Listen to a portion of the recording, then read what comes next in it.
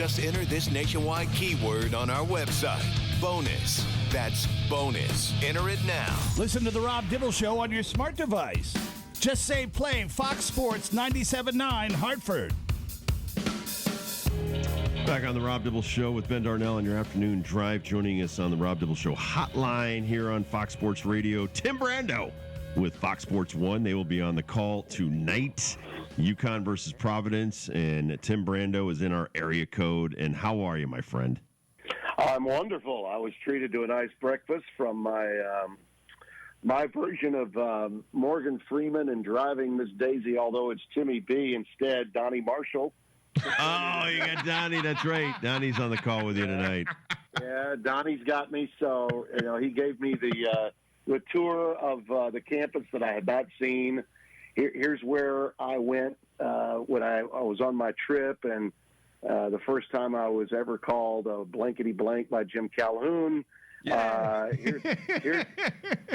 Here's the cemetery where at one time I held the record for most trips up the sidewalk area where you run, for conditioning in the cemetery. I got to see that. Nice. So I'm loaded for bear now with all kinds of nuggets if the game goes south. Which if it's anything remotely close to what happened to Xavier the other night, it might be. So we'll see. Did you get to see the ice cream barn? Where the dairy farm, the dairy area? Yeah, he showed me that too. He no stone was left unturned by Mr. Marshall. Good. As far as UConn last year versus this year, I think Dan Hurley and his staff's done an amazing job replacing some of the parts. But their performance so far, how would you rate them as, because last year they talked about hating January and they kind of went into a little bit of a funk. How would you compare this year's team versus last year's team? This year's team is, I think, much better. And I think without a doubt, because of the loss of Klingon for the 5 games that they lost him and the way that they responded while Donovan couldn't play, and then to have him now return, as some of these guys are now just beginning to have the lights come on, like Stefan Castle, by example. Castle is only just now beginning to scratch the surface of the greatness that we all knew he had, and that Danny Hurley thought he had when he brought him in. And he said he mentally was probably the most accomplished emotionally and physically as a freshman that he's ever had coming in. That speaks volumes. And again, because there are so many really good players on this team, their contributions statistically may not show up, but in the course of the game, if somebody's not shooting it particularly well that night, it doesn't seem to matter because somebody else is going to be great. Let me give you an example. This time a year ago, fellas, when I would come in to do a UConn game, and I did many, as you know, there was this concern, particularly when UConn went through that bit of turmoil and lost, 3, maybe 4 during that period. There was a concern that Tristan Newton was a bit of a liability at point guard. Okay, Tristan Newton right now would have to be considered a candidate for Player of the Year in the Big East. Okay, yeah. Now think about that. Tristan Newton was not a prolific, pure point guard playing the point guard position a year ago. He's a combo guard. But you look at his numbers now, okay, he's just under 16 a game. He's averaging 6.5 boards, 5.8 assists. I mean, he looks to be the total package.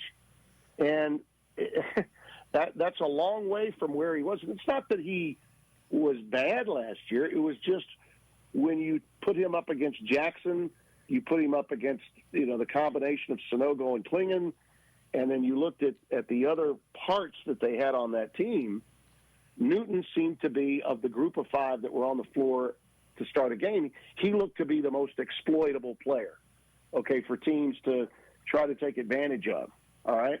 And now he's really the leader of this team, a floor leader, without question for this basketball team. So to me, that says a lot. And when you add a guy like Cam Spencer, who just stepped on the floor and right away, okay, became a stat sheet stuffer, and really from a defensive standpoint, knows how to lock guys up. And it didn't hurt that he played for Steve Peichel before he came here, because he's been coached up the way UConn players, are accustomed to being coached up. So, I mean, there's really no weakness for this team at all. Now, that's not to say that they can't have a bad game. College basketball now has such great parity that, all you have to do is look at what happened to North Carolina last night, and other teams prior to that. There's at least 14, 15 teams that probably feel like they can win it all this year, and they're probably not wrong in having that concept. But of the group of teams that you see in the top shelf of college basketball, to me, the team that has the fewest holes, is this UConn team. Give us your Alex Caravan scouting report, a guy that I know you didn't mention him on purpose, but a guy that does get overlooked in a lot of conversations. And I think he's glad about that, because he can hide in the scouting report and then just dominate in a lot of different parts of the game. What do you see when you watch him play, especially his jump from last year's team to what he's doing now? Well, he's always been an outstanding shooter. We never worried about Alex Caravan's ability to stretch the floor, which, of course, makes it much easier for Klingon as a post player. It also makes it easier for guys that like to drive the ball to the basket, whether it's Tristan Newton or if it's Hassan Diarra that comes in for him. But Caravan now has improved defensively. The book on him was that as good as he could be, if he didn't score early, he could become a liability on defense. And he's improved in that area now. He worked hard on that part of the game. And so he's more complete than he was a year ago, and he was a unanimous pick for Big East All-Freshman last year.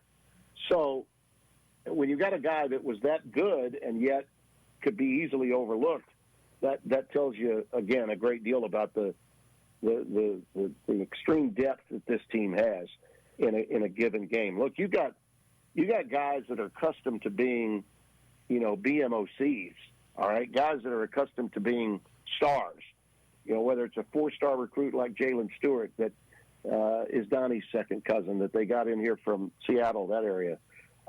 They're all waiting their turn, okay, and seem to be very satisfied waiting their turn. Solomon Ball's another one. Magnificent talent that can make contributions for you when a guy's having an off game. The combination of players, and that's another thing. Most coaches this time of year are thinking about, okay, maybe I need to scale down my rotation. I probably need to let these guys develop more chemistry as a unit. So let's get that rotation down to 8, maybe even 7. Not for Danny. Danny's got too many guys that can play, and they seem to be comfortable, even if it's just getting spot duty, whether it's 6-7 minutes in a game, 10-11 minutes in a game. They're reasonably satisfied with that. And boy, that's a great luxury to have, when you're going into the dog days of February as we are right now. Talking to Tim Brando from Fox Sports 1. He'll be on the call tonight with Donnie Marshall as UConn takes on Providence. Talk about Providence a little bit, and obviously Devin Carter having to step up when Bryce Hopkins goes down.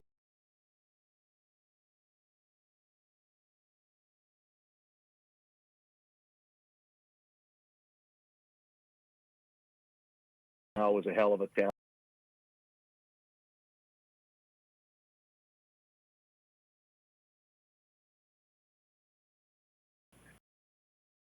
Who they've had to play without Hopkins. This would be a team in NCAA. Would be a team that gets a first-round bye in the Big East tournament if Hopkins doesn't get lost for the year. But when he did suffer the injury, Carter almost immediately that he had to take over, and he's done that. And he's done it in a way that has kept the free flow with some of these new guys brought in by Kim English and taking over Cooley. I mean, let's face it, Cooley had it going on there. I mean, so much championship, every the regular season title, first time in the school's history.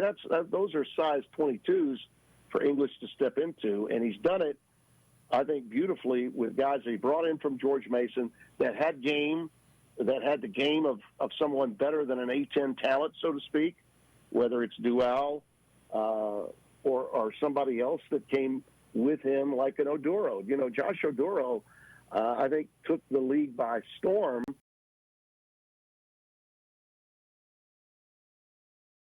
Carter has maintained his leadership role, but at the same time kept other people involved. And that's not easily accomplished when you're really not a point guard. He's a combo guard that kind of runs around and does everything for this. Kind of keeps everybody in the right spot for their club. They did not play well the other day in that game with Georgetown, and understandably, maybe they were a little tight with Cooley coming back into the building. Maybe it was just one of those games, but they did find a way to dispose of them. And whenever you've got a game like that before you have to play a team as good as Connecticut, it might be easy to overlook that game and actually lose it. They didn't lose it. They wound up winning it. But they've got to be thinking, hey, we're still a tournament team. Mike DeCourcy, our bracketologist, still has them in, and I think there's a very good chance that they can hang on to that. Kim English really is a solid coach with great background, having worked for Rick Barnes, the former Providence coach, now the legendary coach at Tennessee after a great run at Texas. He also worked for Tad Boyle, who was a Dean Smith, Roy Williams disciple at Carolina, who's been doing such a great job at Colorado. And he's got a good staff with him. And a couple of former head coaches like Dennis Felton, who was once at Georgia, with the connection to Tulsa that both he and English had, working with Frank Haith. This is a really good team. Keep an eye tonight on guys like Ticket Gaines and Jaden Pierre, who I believe have to play their best games to go along with Carter. And Oduro's got to stay on the floor. Josh Oduro has got to stay on the floor. He is a smart kid that's been around. He's a grad student. And if he can just hold on, manage to stay on the floor with dealing not only with Klingon, who's completely different in terms of his face-up and post-up abilities, when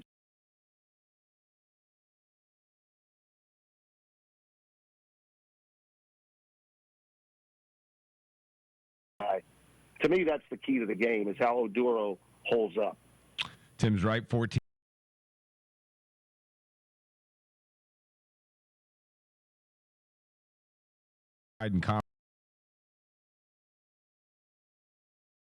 Team 7, including Seton Hall, Creighton, Marquette, are way up above 500 and look like they're going to be NCAA teams. When you look at the conference landscape, any surprises for you, Tim, in the first couple of months? Are you surprised the good St. John's and Butler play? Maybe Seton Hall? What has stood out to you? Well, Seton Hall hit their bump in the road, okay, and you had to expect that. They were getting by without Kadari Richmond for a period there. But I have no doubt, okay, that they're going to be fine, okay, because we know that how their coach preaches the way they're going to play. There'll always be a factor. The team that's kind of jumping out to me now as as we've reached the midpoint really in the conference season, is how Butler's playing.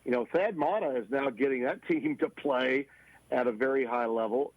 And the other team that I think, even though they, I think we all know Sean Miller's a great coach. That 43-point differential with UConn on a night when UConn could have beaten anybody. I mean, they could have beaten some NBA teams the way the ball was going down the other night. They're still good. And I think Xavier's going to be heard from. Those are the two teams to me to keep an eye on in terms of fringe teams. I think one of those two might surprise and make a run to get into the NCAA tournament field. I'm not sure which one right now. I have faith in Seton Hall, and I think Providence, unless there's a collapse or another injury, I think both of those teams can get in. At minimum of 6 teams out of this league, in my opinion, will get into the NCAA tournament. But right now, the team that seems to be really maturing and playing very, very well is Thad Matta's team at Butler. And Of course, 3 weeks ago, we might have been saying the same thing about Shaheen's team, right? And then they took it on the chin a few times. But we know what they're capable of doing and how well they match up against Connecticut. And when you have a win like that, and by the way, this is something to think about. Let's say Connecticut is on a roll now, and they have separated themselves, and they decide to blow through the rest of the Big East regular season, okay? All that's going to do is make that victory Seton Hall got look even bigger, right? So if Shaheen's teams maintain a level of play that keeps them at or near or beyond the 500 mark in the Big East, they're going to be a lock. They're going to be an absolute lock. Yep. So those are the things to kind of keep in mind about this conference right now in terms of how many are going to get in. Want to let you rest your voice, my friend. Normally, we'd probably go another 10 minutes, and you're always so gracious with your time. But I know you've got a game to call tonight, and so we really appreciate your time. Love you, Brando, and have a great call. And tell Donnie we said hi. You got it. I will. And I told Donnie if I had to run up that cemetery hill, hell, they would have just had to put me 6 feet under once I got to the top. That's awesome. Thank you, Tim. That's a hell of a hill up there. Yes, it is. It's a metaphor. It's a metaphor and an exercise at the same time. There you go. Yeah, indeed. Have a great call, my friend. Thank you, Tim. You bet. All right, Tim Brando, everybody, one of the best in the business on Fox Sports 1, along with